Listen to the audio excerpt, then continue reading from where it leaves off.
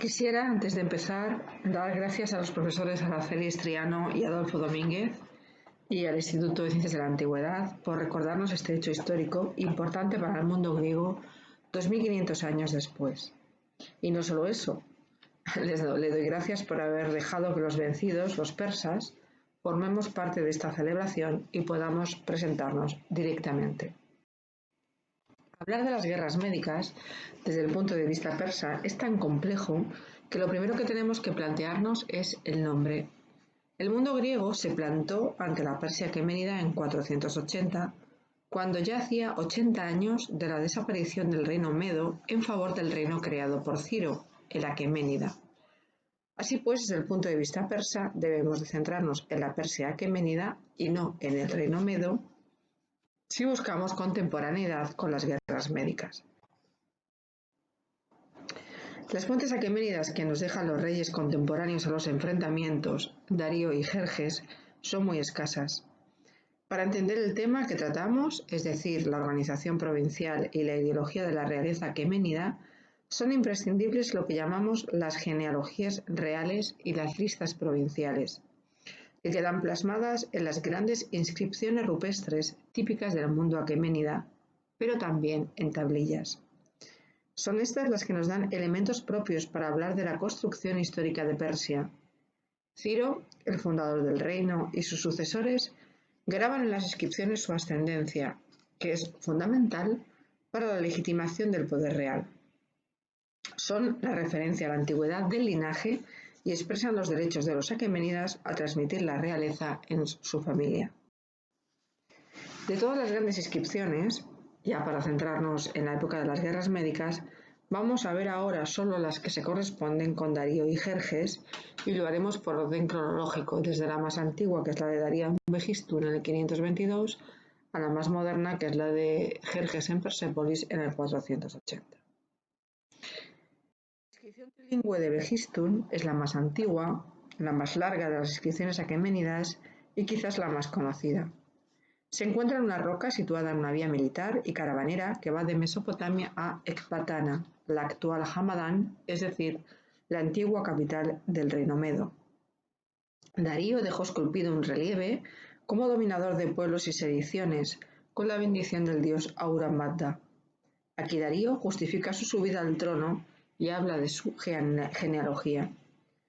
Las inscripciones que acompañan al relieve son importantes para conocer este rey, pero son además pieza clave para la historia de la investigación en Oriente, ya que permitieron el desciframiento del acadio, lengua ya milenaria, cuando Darío la consignó junto al elamita y al persa antiguo en la roca de Begistún. Pero eso ahora no debe quitarnos tiempo. La inscripción era el mejor ejemplo de la imagen de la realeza aqueménida. Darío el Grande dice que muchas son las tierras que vienen a él, y que se ha convertido en su rey por voluntad de Ahura Mazda. Estas tierras son Persia, Elam, Babilonia, Asiria, Arabia, Egipto, aquellos que están junto al mar, Sardes, Jonia, Media, Armenia, Capadocia, Partia, Drangiana, Aria, Jorasmia, Bactria, Sogdiana, Gandhara, Escitia, Satagidia, Aracosia y Maca. Un total, dice el rey, de 23 regiones que llegan a él por voluntad del dios. Entre ellas menciona, por ejemplo, Sardes y Jonia. El pedestal de la estatua de Darío en jeroglífico egipcio de Susa, de la que vamos a hablar un poco después, incluye de izquierda a derecha una fila de 12 representantes arrodillados, cada uno dentro de un cartucho en el que aparece el nombre de la región de la que proceden. La inscripción menciona una provincia más, Escudra, probablemente parte de Tracia y de Macedonia. Son en total, en este caso, 24 provincias. La inscripción en persa antiguo de Persépolis forma parte de un grupo de inscripciones encontradas en el muro de retención sur de la plataforma de Persépolis, pertenecientes al comienzo del reinado de Darío. El texto nos da 25 provincias, otra más, Sagartia, en el centro-oeste de Irán. La inscripción trilingüe de Naqi Rustam está situada sobre su tumba, sobre la tumba de Darío, y es muy similar a la de Vegistum desde el punto de vista iconográfico. Pero en esta ocasión tenemos 29 provincias. Es la más extensa de Darío, con 5 satrapías más que la de su primera inscripción. La inscripción trilingüe de Jerjes en Persépolis se escribió sobre 4 tablillas de piedra halladas en la esquina sureste de la terraza de Persépolis. El texto es muy similar al de Naqi Rustán y contiene nombres de 30 regiones. Es la más extensa de todas ellas. Por tanto, de 23 a 30 entre el 522 y el 480. ¿Pero esta ampliación de provincias viene porque se anexionaron nuevas tierras o porque la administración persa alteró la división de un territorio ya conquistado por Darío desde el principio? La verdad es que no lo sabemos. Comenzando con 18 provincias en época de Ciro, desde el Mediterráneo al este de Irán y desde el Mar Negro a Arabia, y acabando con 30 con Jerjes, los aqueménidas no tenían experiencia administrativa alguna. Por eso, los ya extinguidos reinos neoasirio y neobabilónico fueron el espejo donde mirarse. Y es que en realidad estas satrapías aqueménidas se conformaron con los restos de Babilonia en el occidente, con el antiguo reino medo en el centro y con los reinos preaqueménidas del Asia Central al este y al noreste. Por esa razón, sugerimos que las listas no mencionan provincias, sino que son una lista de topónimos, ni son una lista de topónimos, sino que son listas de etnias, de grupos humanos que hemos intentado compaginar con las provincias que menciona Heródoto, pero que no casan realmente. Desde que Darío I reina, en el 523, las dimensiones del imperio aqueménida eran fabulosas. Heródoto empieza así su relato en referencia a Darío, en su libro 388. De este modo, Darío, hijo de Histaspes, no solo fue proclamado en Susa, sino reconocido también como rey por todos los vasallos de Asia, a quienes Ciro y también Cambises habían subyugado. Una vez que tuvo ya Darío afianzado el imperio en su persona, mandó primero erigir por monumento de su nueva grandeza y fortuna una estatua ecuestre de mármol con una inscripción grabada que decía: Darío, hijo de Histaspes, por el valor de su caballo y de su caballerizo Ebares, adquirió el reino de los persas. Pero recordemos que el primero que procuró dejar bien clara su grandeza fue el propio Darío en los relieves de Vegistum, según accedió al trono, como ya hemos visto. Darío hizo primero una campaña en la zona del antiguo Elam, revuelto en su ascenso, después una campaña contra escitas en Asia Central, inmediatamente después amplía el imperio hacia el oeste, Tracia, Cimeria, Samos, vasallaje de Macedonia, y al este India y al norte el Danubio, considerado realmente la frontera. Afianza el poder en Egipto y una vez todo organizado levanta las residencias reales de Susa y de Persépolis. El reino, organizado al final de su reinado con 29 satrapías y comunicado por una moneda real, parece bien administrado por Darío, si atendemos a Heródoto, desde Susa, ciudad que vive una fase de construcción y reconstrucción de edificios sobre los que destaca la padana y los palacios, de factura mesopotámica. Pero quizás uno de los hallazgos más llamativos para nuestro tema es la estatua que del mismo rey se halló en Susa en 1972, pero procedente del templo de Atum en Heliópolis, desde donde fue transportada a Susa por Artajerjes I. Es la estatua que contiene la segunda lista provincial de la que hemos hablado. En el pedestal se incluye de izquierda a derecha una fila de 12 representantes arrodillados. Son 24 delegaciones encabezadas por un persa que se representan de distinta manera y con la clarísima intención de mostrar las diferencias regionales e incluso raciales de cada pueblo, aunque esta visión puede ser bastante subjetiva, acentuando ciertos rasgos que puedan alejarnos de la realidad. Heródoto, en su libro 369, nos explica cómo se organizan estas satrapías, con su sátrapa a la cabeza, y el sistema de pago de tributos y tasas. Nos dice: ante todo, mandó a los pueblos que solían contribuir con plata que le pagaran en talentos babilónicos, y a los que con oro en talentos euboicos. El talento babilónico se corresponde a 70 minas euboicas. En el reinado de Ciro y el inmediato de Cambises, solían los pueblos contribuir a la corona con sus donativos, de suerte que Darío fue el autor de la talla determinada, de lo cual nació el dicho de los persas, que Darío fue un mercader, Cambises un señor y Ciro un padre, pues aquel de todo hacía comercio, el otro era áspero y descuidado, y este último muy humano y solícito en hacerlos a todos felices. Desde el punto de vista aqueménida, el reino en realidad está dividido en provincias o satrapías gobernadas por un sátrapa, es decir, por un guardián del reino, dignatarios normalmente indefinidos en el cargo, lo que supuso que tuvieran mucha influencia. Pero en las inscripciones vemos que el imperio no se siente dividido en provincias, es decir, no encontramos esa demarcación únicamente administrativa, sino en países o pueblos. Por eso el imperio tiene una gran variedad administrativa y de estructuras gubernamentales, desde dejar en los cargos a los miembros de la Casa Real, dejar en los cargos a los aristócratas o a soberanos en vasallaje. La gran cantidad y diversidad de naciones es precisamente un principio fundamental del imperio persa. Los impuestos se recaudan en cada satrapía, parte va al corazón del reino y parte se queda en la provincia. Heródoto, 395, insiste en el carácter de Darío. Hace cuentas y le sale un tributo anual general de 14.560 talentos euboicos. No cuenta la Persia, que según él tiene un régimen especial y estaba exenta de contribuir.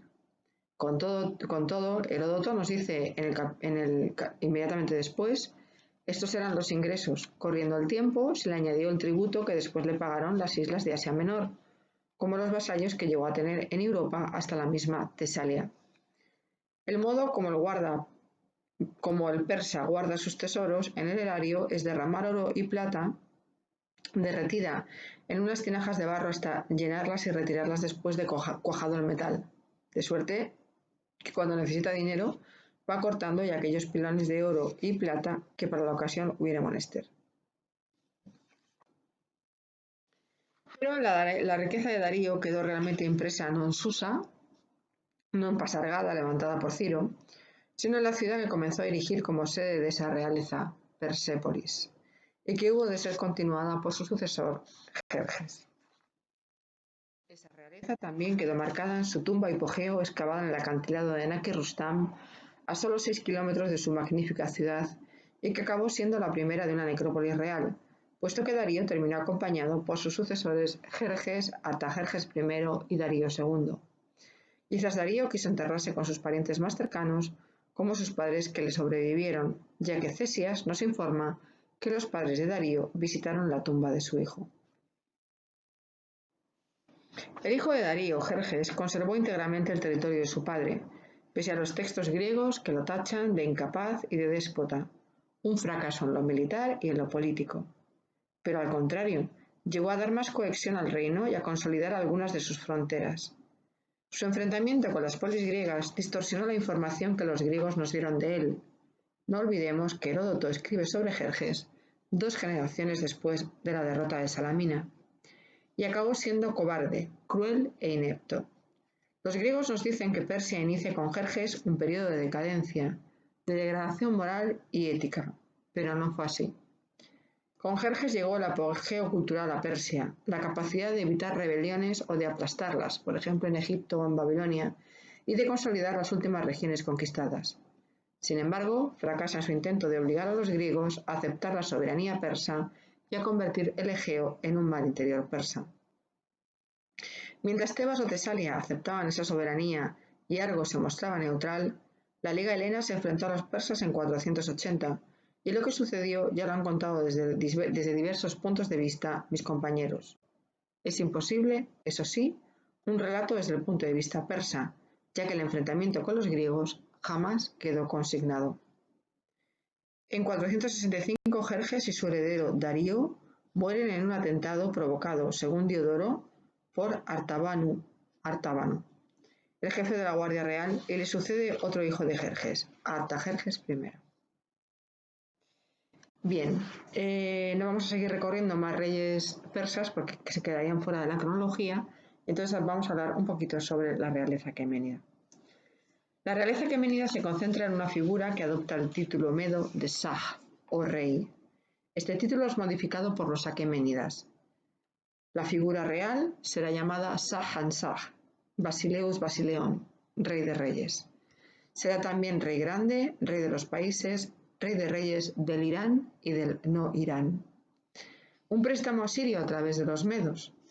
Es una realeza ligada a Persia, a los arios, a la familia aqueménida, de la que sale la dinastía. Los reyes llevan nombres de coronación. Así Darío significa el que conserva el bien y Jerjes el que gobierna sobre héroes.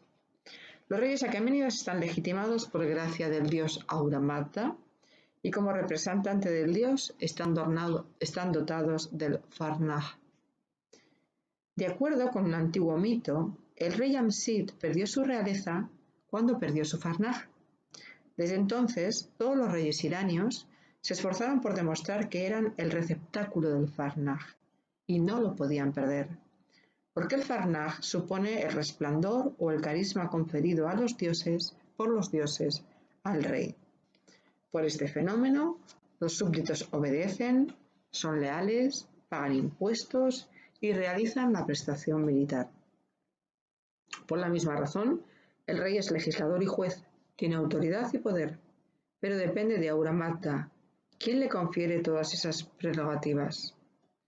Darío elige un símbolo para plasmar en sus palacios la existencia intrínseca de cada monarca, de esta especie de aliento divino, un disco alado guardado por dos esfinges. Una frase se repite en las inscripciones desde Darío: el dios Ahura Mazda lo hace por el día y por la noche. Los medos habían establecido el día y la noche como dos realidades diferentes. El día bajo protección de Mitra, la noche bajo protección de Apan-Napat. Pero esta dualidad meda es incompatible con la concepción monoteísta del mundo zoroastriano, aqueménida, y debe ser modificada. Ahura Mazda es un dios creador que edifica y crea la vida. Es el dios que copa casi todas las inscripciones. Como vicario de Ahura Mazda en la tierra, Darío debe abolir esta división y plasma iconográficamente esta idea a través del símbolo del sol, el león, y de la luna, el toro. Por eso ambos quedan profusamente representados en los palacios, y tanto unos como otros flanquean en ocasiones al Farnaj, al que protegen.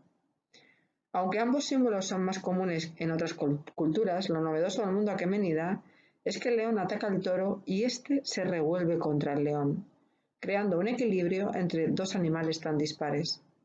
Con ello, el dios permite que el soberano asuma el concepto que conocemos como paz aqueménida, un concepto de propaganda real que implica el orden en todo el reino, el orden cósmico creado por Ahura Mazda. Uno de los elementos de esa exaltación son los vestidos reales. Las fuentes clásicas insisten en que la típica indumentaria de la realeza persa de los siglos V y IV es una túnica de manga larga con una franja blanca en el centro. Tanto es así que es esa y no otra la indumentaria de Darío III en el mosaico de Alejandro en Pompeya. Tanto Heródoto como Jenofonte nos informan que esta túnica era un atavío propio de los reyes medos, adoptada por los aqueménidas en tiempo de Ciro. Las fuentes griegas no nos describen las vestimentas como sí lo hacen los relieves. Pero es que la túnica aqueménida, si nos fijamos en los relieves, parece que tiene más que ver con la indumentaria elamita que con la meda. Una de las representaciones que nos pueden ayudar es la figura de la puerta R de Pasargada, comúnmente asignada con Ciro. La figura lleva una túnica real elamita, no propia de una divinidad, sino de un hombre. Es una figura alada, atributo que no suele necesitar un dios. Lleva una inscripción diciendo que es Ciro, pero puede ser un añadido, ya que la misma inscripción aparece en otras jambas. Lleva un casco y una corona Atef, la corona blanca con discos solares que en principio podría parecernos egipcios, pero que son propios del norte de Siria y de la iconografía fenicia. Las alas son la representación del Farnaj, del monarca, antes de su asimilación al disco alado de Ahura Mazda. Por eso las alas salen de la misma figura. Sin embargo, en Persépolis el rey aqueménida nunca viste así, aunque sus soldados y sus cortesanos sí lo hagan. El rey viste una túnica con caída, fuertemente atada con un cinturón en la cintura, manga larga pero muy ancha. La túnica cae hasta los tobillos, no hasta las rodillas. En la cabeza una corona y nunca lleva manto. Este tipo de representación también aparece en sellos, joyas y otras representaciones fuera de Persépolis. Restos de policromía en los autostratos de Persépolis nos permiten reconocer una túnica roja con bordados en azul.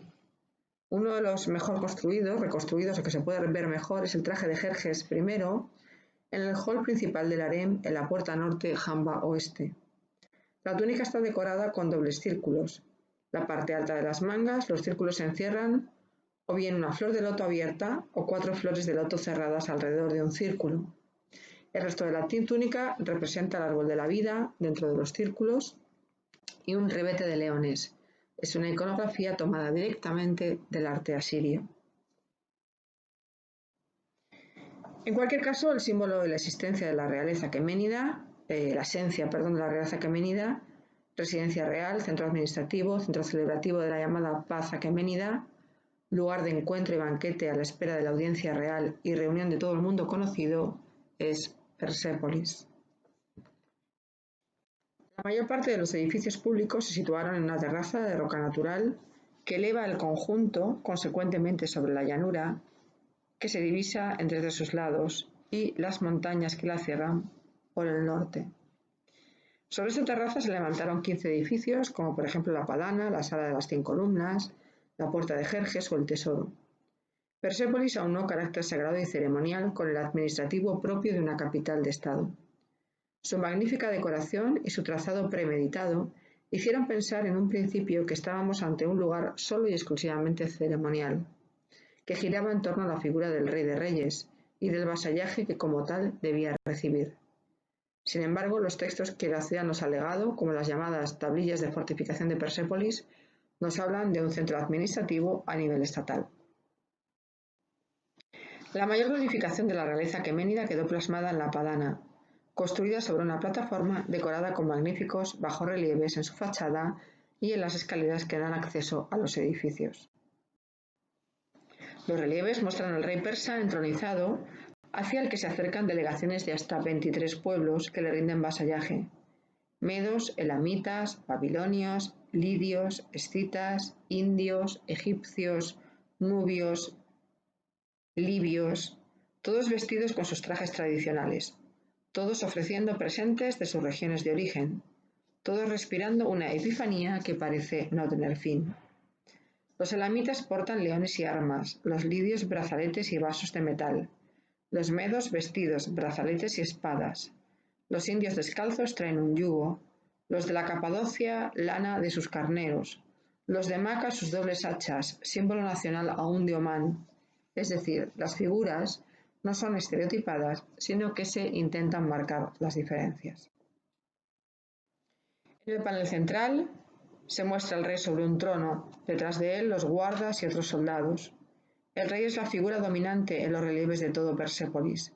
Toda la decoración tiene un único motivo: ensalzar al rey de reyes del Irán y del no Irán, su poder y su majestad. La decoración recuerda mucho a los palacios asirios, pero mientras que los relieves asirios tienen una intención narrativa, los de Persépolis solo tienen una intención encomiástica. Si bien el rastro asirio es imposible de borrar en Persépolis, el que dejaron los babilonios, griegos, egipcios, urarteos o elamitas también se puede rastrear. La huella de todos es indeleble, pero es también intencionada. Su unión con la arquitectura persa más original, que son las salas columnadas que provienen desde la Edad del Hierro, dará lugar a un arte en función de una idea: propaganda y exaltación del rey del mundo, un mundo que para Jerjes estaba muy lejos de las Termópilas. Bueno, pues muchas gracias y esperemos que podamos vernos en la mesa redonda y disfrutar de todos los vídeos y de todos los compañeros. Gracias.